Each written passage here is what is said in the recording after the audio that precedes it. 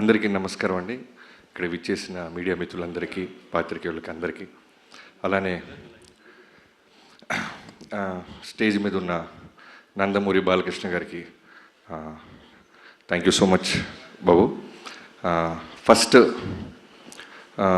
వాల్తెరి వేరే జరుగుతున్నప్పుడు వంశీ గారు నా దగ్గరికి వచ్చి డైరెక్ట్గా అడిగిన ఒకటి మాట, నీ సినిమా రిజల్ట్తో నాకు సంబంధం లేదు, నేను బాలయ్యబాబు గారితో సినిమా చేయాలి అని స్టార్ట్ చేశారు.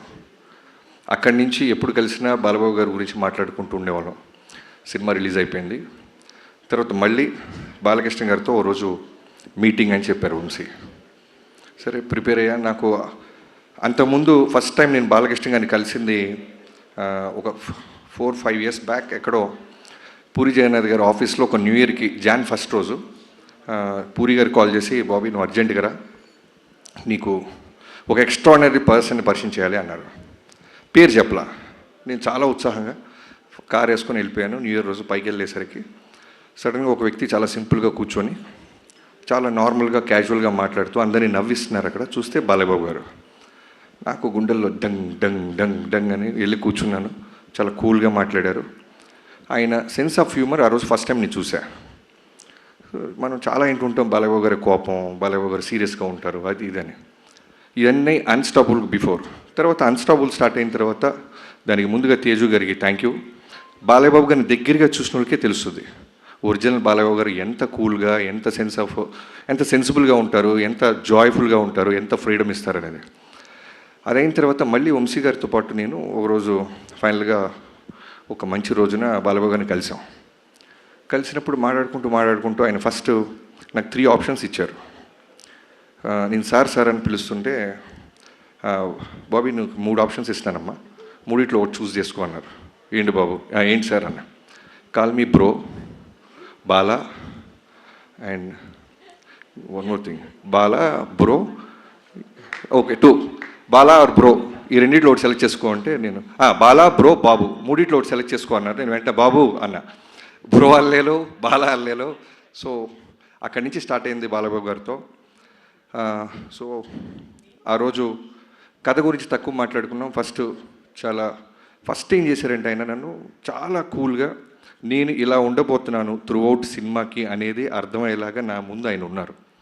చాలా గ్రౌండెడ్, చాలా కూల్గా. అసలు బాలకృష్ణ గారు ఆల్మోస్ట్ 2 hours కూర్చుంటే ఇంత కూల్గా ఉంటారా అని ఒక పాజిటివ్ ఎనర్జీ. నిజంగానే ఆరా అని మాట్లాడుతుంటాం కదా, మనం ఆ ఆరాని చాలా రేర్గా చూస్తుంటాం, టెంపుల్స్లో ఉంటుంది. నేను ఆ రోజు విట్నెస్ చేశాను ఒక ఆరాని. ఆయన మాట్లాడుతుంటే, ఆయన ముందు కూర్చున్నప్పుడు తెలియకుండానే ఒక వైపు, మనలో ఏదైనా చిన్న భయాలు ఉంటాయి, అన్నీ పోతున్నాయి. అక్కడి నుంచి మొదలెట్టి కథ కంటే ముందు బాబీ మనం ఏం చేద్దాం అని మాట్లాడుతూ ఆయన ఇస్తున్న ఫ్రీడమ్తో ఆదిత్య 369లో ఉన్న ఒక విజువల్ చూపించారు ఆయన. సో మేము ఆల్రెడీ ఒక ఐడియా అనుకుంటున్నాం, ట్రావెల్ అవుతున్నాం. ఈ క్యారెక్టరు ఆయన ఇప్పుడు మాట్లాడేది ఏంటంటే, నన్ను, నా కోసం, నాన్నగారి తర్వాత నా కోసం వస్తున్న అభిమానుల కోసం నేను ఏదైనా కష్టపడతాను బాబీ. సో వాళ్ళు ఏం కోరుకుంటారు, సో వాళ్ళకి ఏదైనా ఇవ్వాలి అంటూ ఆ క్యారెక్టర్ గురించి చెప్పారు ఆయన. సో వెంటనే నేను నా టీంతో కూర్చొని వెళ్తున్న కథలో నుంచి మెల్లగా ఆ క్యారెక్టర్ని, ఆ లుక్లో ఉన్న క్యారెక్టర్ని ఇప్పుడున్న ప్రజెంట్ జనరేషన్కి దానికంటే నెక్స్ట్ బెస్ట్ ఇవ్వాలని కూర్చొని వర్క్ స్టార్ట్ చేసాం. నాకు తెలిసి కథ విషయంలో నేను ఎప్పుడు వినలేదు. బాలకృష్ణ గారితో కొన్ని ఫ్యూ మీటింగ్సే. కథ లాక్ అయిన తర్వాత మళ్ళీ ఏ రోజు ఎక్కడైనా 1-2 ఒక మ్యాక్సిమం చాలా రేర్గా అడుగుతుంటారు ఆయన. అది కూడా ఎలా అడుగుతారంటే, బాబీ గారు ఇది ఓకేనమ్మా, ఇది ఓకే చూసుకో ఒకసారి, ఇది ఇలా కూడా చూడొచ్చా, ఇది ఇలా కూడా చెప్పచ్చా అంటే దాంట్లో ఏదో ఉన్నట్టు. సో వెంటనే నేను టీంతో బౌన్స్ బ్యాక్ వెళ్ళి వర్క్ చేయటం మొదలెట్టామని. అలా చాలామంది బాలయ్యబాబు గారికి ఫ్యాన్స్ ఉంటారు, డైహార్డ్ ఫ్యాన్స్ అంటారు. నేను వర్క్ చేసినప్పుడు నేను రాసిన ఒకే ఒక పదం, ఆయన గురించి నేను తెలుసుకున్న తర్వాత రాసిన ఫస్ట్ డైలాగ్, ఒకడెవడో అంటాడు సినిమాలో, ఇతనికి శత్రువులు ఎక్కువ అని. దానికి బాలకృష్ణ గారి చేత ఒక మాట చెప్పించా, అరే ఓ సిఐ సాబ్ హమ్కో దుష్మన్ కమ్, జాన్ దేనే వాళ్ళ ఫ్యాన్స్ జాదా హై.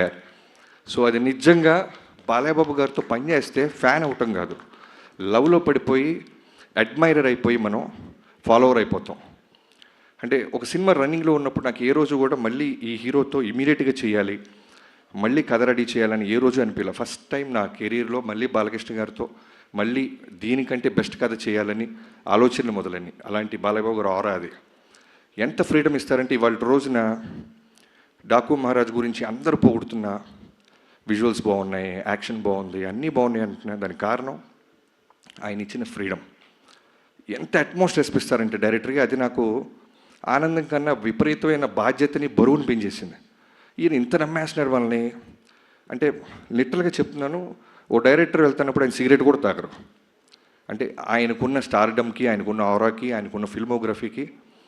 నాకు 6వ సినిమా నేను దాక్కుని వెళ్ళాల్సి వచ్చేది. ఆయన నన్ను చూసి సిగరెట్ పడేస్తారు, వెంటనే లెగిసి మాట్లాడతారు, డైరెక్టర్ గారు వస్తున్నారు సైలెంట్గా ఉండండి అంటారు. ఇలాంటి ఒక ఒక ఒక సూపర్ స్టార్డమ్ ఉన్న హీరో ఎందుకు గాడ్ ఆఫ్ మాసెస్ అయ్యారు, ఇవన్నీ నేను దృష్టిలో పెట్టుకొని ఏదో ఒక విధంగా ఇంత ఫ్రీడమ్ ఇస్తున్నారే, ఇంత గాడ్ ఆఫ్ మాసెస్ హీరో నా చేతిలో ఉన్నారు కదా, మనం బెస్ట్ ఇవ్వాలి అని ఇప్పటిదాకా నేను గర్వంగా చెప్తున్నాను. ఇంకా వర్క్ చేస్తూనే ఉన్నాను, చేస్తాను కూడా. ఈ సినిమా జాన్ 12న ఒక టీం అందరం కలిసి, ఇది నా ఒక్కడి కృషి కాదు, హానెస్ట్గా చెప్తున్నాను, ఒక సైన్యంతో. ఇంకో డైలాగ్ కూడా ఉంటుంది, ఎవడో అంటాడు ఆయన వెనకాల ఒక ముఠా ఉంది అనేదో, అంటే ముఠా కాదు సైన్యం అంటారు. సో అలాంటి ఒక సైన్యం స్టార్ట్ చేస్తే డిఓపి విజయ్ కార్తిక్ కన్నన్ గారు. నేను జైలర్కి ముందే ఒకసారి ఎప్పుడో మాట్లాడాము, నేను వంశీ గారు. అంటే ఏమైపోయిందంటే వంశీ గారు తను కూడా అంతే, చాలా చాలా అంటే బాలకృష్ణ గారికి బెస్ట్ ఇవ్వాలి బాబీ, బెస్ట్ ఇవ్వాలి బాబీ అనేది మనోడు ఎప్పుడు కలిసినా. సో విజయ్ కార్తిక్ కన్నన్ గారి గురించి అడగంగానే వెంటనే టచ్లోకి వెళ్ళి ఆయన పిలిపించి కథ చెప్పడం జరిగింది. సో విజయ్ గారిని ప్రాజెక్ట్లో తీసుకురావడానికి ఫస్ట్ నేను థ్యాంక్స్ చెప్పాల్సింది వంశీ గారితో పాటు ఈక్వల్గా తేజు గారికి. సో నేను తేజు గారికి చెప్పి ఫిల్మోగ్రఫీ అంతా పంపించి, నేను వంశీ గారు ఇలా అనుకుంటున్నాం, ఒక కలర్ ప్యాలెట్ మారుద్దాం, నాన్నగారిని అందంగా చూపించాలి. నా స్వార్థం ఏంటంటే బాలకృష్ణ గారిని ది బెస్ట్ లుక్ ఇచ్చాడు బాబీ అనిపించాలి తేజు గారు అంటే. వెంటనే నాన్నగారితో మాట్లాడి విజయ్ గారి ఫిల్మోగ్రఫీ చూపించగానే ఇమీడియట్గానే యాక్సెప్ట్ చేశారు. సో జనరల్గా ఒక సినిమా అయిపోతుంటే మనం చాలా పనులు అయిపోయినట్టు ఉంటుంది, కానీ ఈ సినిమాకి చాలా ఎమోషన్గా ఉంది. ఒక బెస్ట్ డిఓపితో పనిచేశాను, ఒక బ్రదర్ అనాలా, తమ్ముడు అనాలా, అన్న అనాలా. అంటే ఒకసారి ఎప్పుడో నాకు ఎక్కడో ఒక సేయింగ్ విన్నా, ఒక సినిమా డెలివరీ చేయాలంటే 24 క్రాఫ్ట్స్ ఒక డైరెక్టర్కు ఉన్న విజన్ని వాళ్ళు కూడా అలానే చెడగొట్టకుండా ఇమాజిన్ చేయాలి. బెటర్ చేయకపోతే పర్వాలేదు కానీ చెడగొట్టకూడదు. సో విజయ్ గారితో మొదలెట్టి నేను కథ అనుకున్నది ప్రతిరోజు, అంటే షూటింగ్కి జనరల్గా వచ్చే డిఓపిస్ని చూస్తాం, కానీ రైటింగ్ కూడా వచ్చేవాడు విజయ్ గారు. నాతో పాటు కూర్చుండేవాళ్ళు, నాతో పాటు వాదించేవాళ్ళు, ఎన్నో మాట్లాడుకునేవాళ్ళం. చాలా good soul.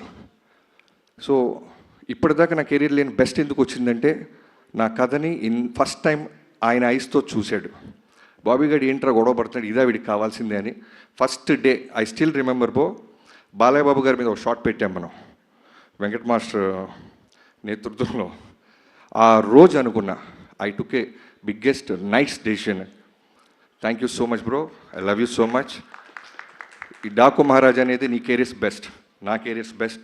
And Venkatanna, Balakrishna గారితో ఆల్రెడీ 2-3 సినిమాలు చేసావు. సో చెప్పాను కదా బెస్ట్ ఇవ్వాలి అని, వాళ్ళని కూడా రైటింగ్ టేబుల్ మీదకి పిలిచేవాడిని. సో తను కూడా మాతో పాటే కూర్చొని మిగతా సినిమాలు చాలా సినిమాలు క్యాన్సిల్ చేశాడు బాబు మన సినిమా కోసం. తను డేట్స్ ఎగ్గొట్టి బాలకృష్ణ గారికి బెస్ట్ ఇవ్వాలని ఎన్నో సిట్టింగ్స్కి వచ్చి నీ బెస్ట్ ఇచ్చావన్నా. సో ఇంటర్వెల్, ఇంట్రడక్షన్, సెకండ్ హాఫ్లో శాండ్ స్టామ్, ఊచకోత థియేటర్లో అరాచకం, ఇవన్నీ చిన్న పదాలు చూసి ఫీల్ అయ్యి ఇప్పటికీ ఒక 200 సార్లు చూసి ఉంటాం. మా అందరికి అదే వైబ్రేషన్ వస్తుంటే డెఫినెట్లీ తెలుగు ప్రేక్షకుల గురించి నాకు తెలుసు. నిజాయితీగా వర్క్ చేస్తే వాళ్ళు ఇచ్చే ఆదరణ, రెస్పెక్ట్. అలానే తమనన్నా వెళ్ళిపోయారా అన్న, నువ్వు అక్కడికి వెళ్ళాలన్నా, నీకు వర్క్ ఉందన్నా. చెక్ అన్న అన్న ఇక్కడ మైక్ ప్రెస్ వాళ్ళు ఉన్నారు కాబట్టి అన్న. ఆయనకైనా చిన్నవాడిని గురు లైఫ్లో, పెద్ద పెద్ద మాటలు లైఫ్లో ఉన్నా. నాకంటే తర్వాత పుట్టేవన్నా నువ్వు? అవును, డెఫినెట్గా. ఓకే, తర్వాత మీ మదర్తో మాట్లాడతాను. Thank you, please. So already Balayya Babu గారిది, తమన్ గారిది కాంబినేషన్ తెలుసు. సో ఈ సినిమాకి ఏంటంటే మోర్ దెన్ సాంగ్స్, అంటే ఈక్వల్గా సాంగ్స్తో పాటు నాకు కావాల్సింది విపరీతమైన బ్యాక్గ్రౌండ్ స్కోర్. బాలయ్య బాబు గారి మీద మేము తీసిన విజువల్స్ అయి ఉండొచ్చు, మేము ఖర్చు పెట్టిన లొకేషన్ సెట్స్ అయి ఉండొచ్చు, సాలిడ్ ఒక ఇంగ్లీష్ బీజిఎమ్స్ ఏదో ఉండాలి. ఎక్కడో తమిళ సినిమాలు చూసి మనం వాళ్ళ రిఫరెన్స్లు మనం వింటున్నామే, మనవి కూడా రిఫరెన్స్లు అవ్వాలి కదా, మన సినిమా ఎందుకు అవ్వకూడదని తమన్ గారిని కలిసాం. సో తమన్ గారు నిజంగా చెప్తున్నాను, ఇందాక నేను బాలబాబు గారు అదే మాట్లాడుకుంటున్నాం, స్పీకర్ అంత పెద్ద స్పీకర్ నేల మీద పడింది. సో థియేటర్లలో జాగ్రత్త, స్పీకర్ల కింద కూర్చున్నోళ్ళు జాగ్రత్త. మేమైతే బాధ్యతలం కాదు. అంత బెస్ట్ ఇచ్చామన్నా. అండ్ యుగేంద్ర గారు, అదే చెప్తున్నాను కదా, ఒక సైన్యంగా మన బాలబాబు గారు అందంగా చూపించాలి, బెస్ట్ ఇవ్వాలని వెళ్తున్న నాతో పాటు వచ్చిన సైన్యంలో యుగేంద్ర గారు ది బెస్ట్ వర్క్ ఇచ్చారు. శాండ్ స్టామ్ అది క్రియేట్ చేయటం, ఒక జనరల్గా యానిమల్స్ జోలికి, ఫైర్ జోలికి, వాటర్ జోలికి వెళ్ళకూడదు సినిమాలో. చాలా కష్టమైన క్రాఫ్ట్స్ అవి. ఎగ్జాక్ట్గా మనం అచీవ్ చేయలేకపోతే ఇప్పుడు వస్తున్న సోషల్ మీడియా చూస్తున్నాం, ఖాళీగా ఉన్న వాళ్ళందరూ దాని మీద పడిపోతారు. అలాంటిది యుగేంద్ర గారు ది బెస్ట్ ఇచ్చారు. యుగేంద్రజీ, నేను ఎందుకు ఇందాక మీరు మాట అన్నారు, బాబీ చాలా స్పేస్ ఇస్తున్నాడు కెమెరామ్యాన్కి, ఎడిటర్కి, మాస్టర్కి, మీకు అంటే, అది నేను బాలబాబు గారి దగ్గర చూసా. ఆయన కథను నమ్మిన తర్వాత డైరెక్టర్కి వదిలేస్తారు. అంటే అలా వచ్చి కూర్చొని పొద్దున్నే 7 కంటే 6 వచ్చి కూర్చొని, ఎండైనా, వానైనా, వర్షమైనా, తుఫానైనా, ఏమైనా సరే, ఇందాక చాలా మంచి రిఫరెన్స్ చెప్పావు బ్రో. ఫైర్లో చేసాం, స్పార్క్స్ పడుతున్నా కళ్ళార్పరు. శాండ్ స్టామ్ విపరీతమైన చుట్టూ ప్రొఫైలర్స్ పెట్టి గుర్రం నుంచి బాలబాబు గారిని తీసుకొస్తుంటే కన్నార్పరు. వర్షం పడుతున్నా అలానే ఎంత ఇంటెన్స్గా ఉంటారంటే చేసి మళ్ళీ దగ్గరికి వచ్చి మీకు ఓకేనా. తర్వాత చాలా గుడ్ క్వాలిటీ ఏంటంటే బాలబాబు గారికి డ్రామాలు ఇష్టం ఉండవు, ఓవర్ యాక్ట్ చేయకూడదు ఎవడు. అది నేను 3-4 డేస్లో అర్థమైపోయింది. మనం వెళ్ళిపోయి బాబు బాబు అంటే ఆయనకి నచ్చదు. అలానే ఫ్యాన్స్ ఎవరైనా వచ్చి కాళ్ళ మీద పడుతుంటే నచ్చదు. మీరు మీ పనులు చేసుకోండి, మా పనులు మేము చేసుకుంటున్నాం. అంతగా ఫ్యాన్స్ని ప్రేమిస్తారు ఆయన. అవుట్డోర్స్కి ఫ్యాన్స్ వస్తే తిడతారు, ఎందుకు ఇంత దూరం వచ్చారు, మీకు పనులు ఉన్నాయి కదా, జాగ్రత్తగా వెళ్ళండి దారిలో అని. సో మిగతా నా రైటింగ్ టీం, బాబాయ్ మోహన్ కృష్ణ గారు, మీరు మీకు తర్వాత చెప్తాం. మీరు బాలకృష్ణ గారితో మీరు వేసిన జోకులన్నీ చాలా ఉన్నాయి, రికార్డ్ చేసాం, అన్నీ తర్వాత ప్లే చేస్తాం. సో మోహన్ కృష్ణ గారు, నాది ఆల్మోస్ట్ నా 2003 నుంచి నా జర్నీ. ఒక రక్త సంబంధం లేకపోయినా బాబాయ్ అని పిలవటం మొదలెట్టాను. నాతో పాటు నిరంతరం నాతో పాటే ఉంటాడు ఆయన. ఆయన కొడుకు ఎదుగుతుంటే ఎంత ఆనందపడతాడో నాలో ఆయన కొడుకుని చూసుకుంటాడు. అలానే చక్రి నా ఫ్రెండ్, నాతో పాటు త్రూ అవుట్ సినిమాలో ఉన్నాడు. ఫ్యామిలీకి నాలాగే దూరంగా ఉన్నాడు, ఎన్నో ఎఫర్ట్స్ పెట్టాడు. బాలబాబు గారికి బెస్ట్ ఇవ్వాలి, బాలబాబు గారు బెస్ట్ ఇవ్వాలి, మా బాబాకి బెస్ట్ ఆపర్చునిటీ వచ్చింది అని. And Vineeth, thank you so much. Teasers, promos, posters అన్నీ ఎన్నో బాధ్యతలు తీసుకొని నువ్వు టిల్ డేట్ ఎక్స్ట్రాడినరీగా మనం రిలీజ్ చేస్తున్నాం. చాలా స్పీచ్ పెద్దదైపోతుంది గైస్, నిజం చెప్తున్నా, ఈ సినిమాకి చాలా ఫంక్షన్స్ ఉంటాయి. ఇవాళే చెప్తున్నాను, ఎవరైనా ఉంటే మార్క్ చేసుకోవచ్చు. వీడింత బిల్డప్ ఇచ్చాడు ఎక్కడన్నా ప్రమోషన్స్ అని. అనంతపూర్ మేము రాకపోవడానికి కారణం బాలయ్యబాబు గారు తిరుపతిలో జరిగిన ఇన్సిడెంట్కి ఇమీడియట్గా రియాక్ట్ అయ్యి, ఇలాంటి టైంలో మనం సెలబ్రేట్ చేసుకోవటం న్యాయం కాదు బాబీ, నా ఫ్యాన్స్ అర్థం చేసుకుంటారు, వాళ్ళు ఎంతో ఖర్చు పట్టారు, ఎంతో కష్టపడ్డారు. ఆల్మోస్ట్ 3-4 డేస్ నుంచి ఒక పండగగా వాళ్ళ దేవుడు వస్తున్నట్టు వాళ్ళందరూ రెడీ అయిన వాళ్ళు ఒక్క బాలయ్యబాబు గారు ఫోన్ కాల్తో ఎవరు నెగిటివ్ అవ్వలేదు, ఎవరు అప్సెట్ అవ్వలేదు, సినిమా కోసం ఆగారు. ఒక ఎమ్మెల్యేగా బాలయ్యబాబు గారి మనసు అది, ఒక క్యాన్సర్ హాస్పిటల్ అధినేతగా బాలయ్యబాబు గారి మనసు అది అని అర్థం చేసుకున్నారు. నేను ఎక్కడో ఇంటర్వ్యూలో కూడా చెప్పాను, బాలయ్యబాబు గారి ఫ్యాన్స్ బాలయ్యబాబు గారిలాగే ఉంటారు, చాలా వరకు స్ట్రైట్ ఫార్వర్డ్. నచ్చినా నచ్చపోయినా, లైక్ ఎగ్జాంపుల్ వంశీ, తనకు నచ్చిన ప్రమాదమే, నచ్చపోయిన ప్రమాదమే. నచ్చితే పెద్ద పెద్ద స్టేట్మెంట్ చేస్తాడు, భయవేస్తూ ఉంటుంది, నచ్చకపోయినా అలానే ఉంటుంది. వంశీ గారు ఎంత ఫ్రీడమ్ ఇస్తారంటే, మా 130 రోజులు షూటింగ్ జరిగితే నాకు తెలిసి హార్డ్లీ ఒక 5-6 టైమ్స్ వచ్చి ఉంటారండి. యావిడికి రమ్మంటే పర్లేదు గురువు మీరు చూసుకోండి అంటారు. సినిమా అంతా రెడీ అయిన తర్వాత రావటం మొదలెట్టాడు. అంత స్పేస్, అంత ఫ్రీడమ్ ఇచ్చేవాడు వంశీ గారు. Thank you so much. I hope మీ డ్రీమ్ 15 ఏళ్ళగా వెయిట్ చేస్తున్న మీ డ్రీమ్ని ఈ సినిమాతో మనం బెస్ట్ ఇస్తున్నాం. మీరు ఇంకా బుక్ మై షో ఆ గొడవలో ఉన్నారు, ఓకే క్యారీ ఆన్, మన సినిమా కాబట్టి. అలానే editors Niranjan, thank you Niranjan, thank you so much, మీకు నిద్ర లేకుండా చేస్తున్నాను. అలానే Reuben bro, thank you so much, నువ్వు ఈ సినిమాకి ఇచ్చిన బెటర్మెంట్ కట్ చాలా చాలా హెల్ప్ అయింది. అంటే సినిమాని చాలా పై స్థాయికి తీసుకెళ్ళింది. అండ్ శేఖర్ మాస్టర్ గారు and Shankar master, thank you so much. And Avinash Kolla గారు, నేను ఫస్ట్ టైం అవినాష్ గారితో పనిచేస్తున్నాను, ఆర్ట్ డైరెక్టర్. అంటే చెప్పాను కదా, నేను జనరల్గా దేవుణ్ణి, ముహూర్తాన్ని నమ్ముతాను, కానీ బాలబాబు గారిని చూసిన తర్వాత వాటి వైబ్రేషన్ నిజంగానే నాకు అర్థమైంది. ఏ ముహూర్తాన ఆయన కథ విన్నారో, ఏ ముహూర్తాన ఆయన సినిమా పూజ ముహూర్తం పెట్టారో నాకు తెలియదు. ఆ రోజు నుంచి అన్నీ ఈ సినిమాకి పాజిటివ్గా జరుగుతూనే ఉన్నాయి. అలానే అవినాష్ గారు one of the best art director. ఏ రోజు కూడా మాకు ఇది కాదు, ఇది అవ్వదు అని లేదు. జైపూర్, రాజస్థాన్, ఎక్కడికైనా వెళ్ళు, ఆ వరల్డ్లో అక్కడికి వస్తున్నారు, అక్కడ క్రియేట్ చేశారు. ఇక్కడికి వచ్చిన తర్వాత మాకు ఏదైనా బ్యాలెన్స్ ఉందంటే ఆ వరల్డ్ మొత్తం మాకు తీసుకొచ్చి పెట్టేవాళ్ళు. Thank you Avinash ji. Thank you so much. మీలాంటి ఒక టెక్నీషియన్స్తో నాకు ఈ సినిమాలో దొరకటం నిజంగా ప్రౌడ్గా ఫీల్ అవుతున్నాను. Thank you so much. Stage మీద ఉన్న మిగతా హీరోయిన్స్ అందరికీ, ప్రజ్ఞ, థ్యాంక్ యూ సో మచ్ ప్రజ్ఞ. నువ్వు ఎప్పటి నుంచో మనం మాట్లాడుకుంటున్నాం, కానీ ఎప్పుడు కథలో నేను అనుకున్న క్యారెక్టర్కి తను ఎప్పుడు నేను అప్రోచ్ అవ్వలేకపోయాను. ఎగ్జాక్ట్గా ప్రజ్ఞకి నేను కాల్ చేసినప్పుడు నేను ఇప్పటికీ నాకు ఆ వైబ్రేషన్ వస్తుంది. తను తిరుమల దేవస్థానానికి వెళ్ళి బయటికి రాగానే నేను కాల్ చేశానంట. సో ఒక సినిమాకి మంచి జరగాలంటే అన్నిటినీ ఆ దేవుడు భగవంతుడు ఇస్తాడనటానికి ప్రజ్ఞ ఒక one of the example. Thank you Pragya. Okay, thank you. అలానే శ్రద్ధ, ఈ సినిమాలో నీ క్యారెక్టర్ గురించి ప్రీ రిలీజ్ ఫంక్షన్స్లో తక్కువ మాట్లాడాలి, ఎందుకంటే I can't reveal it, but you are the best. The best చేసావు. ఎంత ఓపిక్గా ఎన్ని సైన్లు అయినా సరే డైరెక్టర్ గారికి మీకు ఓకేనా, చిన్న వాయిస్ పెంచాలన్నా, డౌన్గా మాట్లాడానన్నా, thank you so much. And Urvashi అనగానే జనరల్గా సాంగ్స్ కోసం పిలుస్తారు, ఐటమ్ సాంగ్ చేసి పంపిస్తారు. ఇలా అనుకుంటున్న ఊర్వశిని మేము నిజంగానే ఈ సినిమాలో ఒక కీ క్యారెక్టర్గా వాడాం. చాలా చాలా అందంగా చూపించాం. చాలా బాగా చేసిన అమ్మాయి. Thank you Urvashi. ఈ సినిమాతో నువ్వు ఇంకా పెద్ద సినిమాలు చేస్తావని నేను నమ్ముతున్నాను. అండ్ ఈ సినిమాలో చాలామంది క్యాస్టింగ్ క్రూ ఉన్నారు, లైక్ చాందిని చౌదరి. తను హీరోయిన్గా చేసినా సరే మేము ఒక ఇంపార్టెంట్ క్యారెక్టర్ ఉందనగానే మా సినిమా పట్ల, బాలయ్యబాబు గారి పట్ల ఉన్న రెస్పెక్ట్కి తను యాక్సెప్ట్ చేసి ఈ సినిమాలో చిన్న క్యారెక్టర్ అయినా చేసింది. అండ్ బాబీ డియోల్ గారి గురించి చెప్పాలంటే, మేము ఏదైనా డెసిషన్ తీసుకునే ముందు ఫస్ట్ వన్స్ మేము లాక్ అయ్యే ముందు నేను, వంశీ గారు, బాలయ్యబాబు గారి దగ్గరికి వెళ్ళినప్పుడు ఒక 4-5 పేర్లు చెప్తుంటే ఆయన వెంటనే సడన్గా బాబీ డియోల్ కరెక్ట్ బాబీ అన్నారు. నాకు బాబీ డియోల్ 100% కరెక్ట్ బాబీ గారు, ఒకసారి మీరు ఆలోచించండి, మీరు చెప్తున్న ఈ క్యారెక్టరేషన్కి, ఆర్క్కి పర్ఫెక్ట్గా ఉంటాడు, ఇమీడియట్గా మీరు టచ్లోకి వెళ్ళండి, లేట్ చేయొద్దు అన్నారు. సరే మేము 2 రోజులు టైం పడుతుంది, మళ్ళీ కాల్ చేశారు. బాబీ మీరు వెళ్ళారమ్మా బాబీ డియోల్కి టచ్లోకి? బాబు రేపు వెళ్ళండు. లేదు త్వరగా వెళ్ళండి, నా ఇంటెన్షన్ చెప్తుంది ఈ సినిమాకి తను అన్నారు. సరే వెళ్ళాం, కథ చెప్పాం, ఇమీడియట్గా ఈ సెట్ ఓకే. అది మేము చెప్పిన కొన్నాళ్ళకి యానిమల్ సినిమా రిలీజ్ అయ్యి బ్లాక్ బస్టర్ అయింది. సో అప్పుడు అర్థమైంది బాలయ్యబాబు గారు ఎక్కడ ఆయనకి సెన్స్ చేశారు, ఈ సినిమాకి చాలా న్యాయం చేస్తాడు బాబీ. ఆ తర్వాత వెళ్తే అంటే డేట్స్ అలాట్ అవ్వటం కష్టం అవుద్ది, చేయొచ్చు బాబీ డియోల్ గారు, కానీ మేము అనుకున్న డేట్స్కి వస్తాడో రాడో అని ముందే పంపించారు. సో బాబీ డియోల్ గారు ఈ సినిమాలో ఆఫ్టర్ యానిమల్ చాలా చాలా చాలా స్ట్రాంగ్ క్యారెక్టర్ చేశాడు, చాలా చాలా బాగా చేశాడు. Very very very good soul person. బంగారం, పేరుకి విలన్ అయినా సరే చాలా బంగారం. Thank you Bobby ji. తను కూడా నిన్న మాట్లాడాడు, ఈ సినిమాకి చాలా ఫంక్షన్స్ ఉంటే నాకు అర్థమవుతుంది Bobby, I definitely come to Anantapur అన్నారు. వీఆర్ లుకింగ్ ఫార్వర్డ్ బాబీ గారు. అండ్ ఎవరైనా మర్చిపోతే నాకు క్షమించాలి.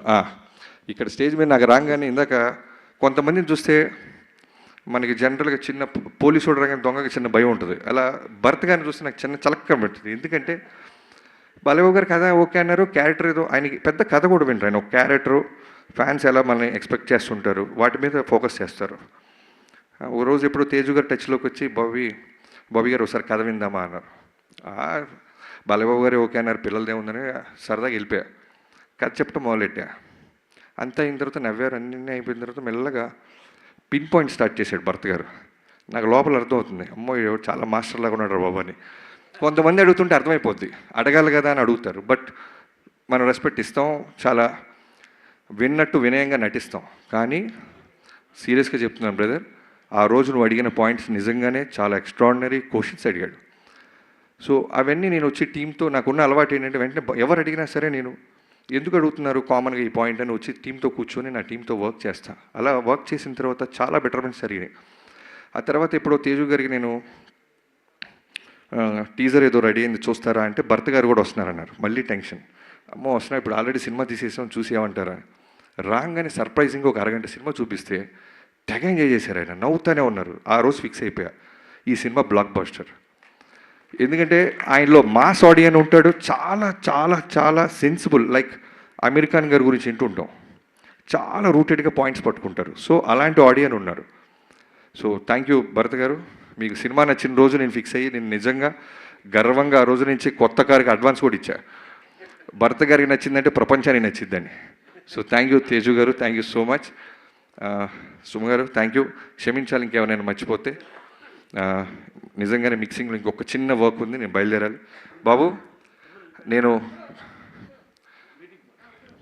బాబు థ్యాంక్ యూ సో మచ్. నా లైఫ్లో ఈ cinema Daaku Maharaj with NBK గారు 109 నా లైఫ్లో మర్చిపోలేను.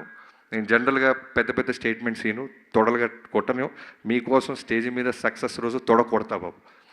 తొడ కొట్టే సినిమా తీసాం, మిమ్మల్ని అందంగా చూపించాం, మిమ్మల్ని ఎమోషనల్గా చూపించాం. బాలబాబు గారిలో ఎంత మంచి నటుడు ఉన్నారో మనకు తెలియంది కాదు. సో బాబీ సైడ్ నుంచి ఎక్కడో రవ్వంతా నేను నా సైడ్ నుంచి ఏదో తీసుకురావాలి. బాలబాబు గారితో అందమైన కాస్ట్యూమ్స్ వేయించాలి, బాలబాబు గారితో అగ్రెసివ్ యాక్షన్ చేయాలి. చాలామంది నా ఫిల్మోగ్రఫీలో సినిమాలు చూసి ఇంట్రో బాగా తీస్తావు ఇది అంటారు. సో బాలకృష్ణ గారితో చేస్తున్నప్పుడు నాకేమైపోయిందంటే, నేను మా పాపతో సింగపూర్ వెళ్ళాను 2 years బ్యాక్. నిజంగా ఫస్ట్ టైం లైఫ్లో ఒక పెద్ద జూ ఉంది, సింహాన్ని చూసా. అంటే భయము ఆశ్చర్యం రెండుకి వెళ్ళినాయి. ఓ సింహం ఇంత ఉంటుందా, అది చాలా సైలెంట్గా చూస్తుంటుంది సింహం. మామూలు మిగతా యానిమల్స్లో గొడవ చేయదు, అటు ఇటు జంప్, సెటిల్డ్గా అలా చూస్తుంది. అది అలా ఫాలో అవుతుంది నన్ను, నేను కార్లో ఉంటే. సో దాన్ని చూసినప్పుడు ఏ అయితే వైబ్రేషన్ వచ్చిందో బాలయ్య గారు చూసినప్పుడు అదే వైబ్రేషన్ ఉండేది. చాలా కామ్గా ఉంటారు ఆయన. నువ్వు ఏమి ఇచ్చినా సరే యుద్ధానికి రెడీ అంటే రెడీ అవుద్ది సింహం. లేదు సైలెంట్గా ఉండంటే సైలెంట్గా కూర్చొని అలా వాచ్ సర్కస్ అలా చూస్తుంటుంది. బట్ మేము డీల్ చేసింది సర్కస్లో సింహాన్ని కాదు, అడవిలో సింహంతో ఒక అద్భుతమైన ఆట ఆడాం. ఆ ఆట Jan 12th రాబోతుంది. మిగతా వాళ్ళందరికీ పేరు ఎవరైనా మర్చిపోతే నాకు క్షమించాలి. Thank you so much.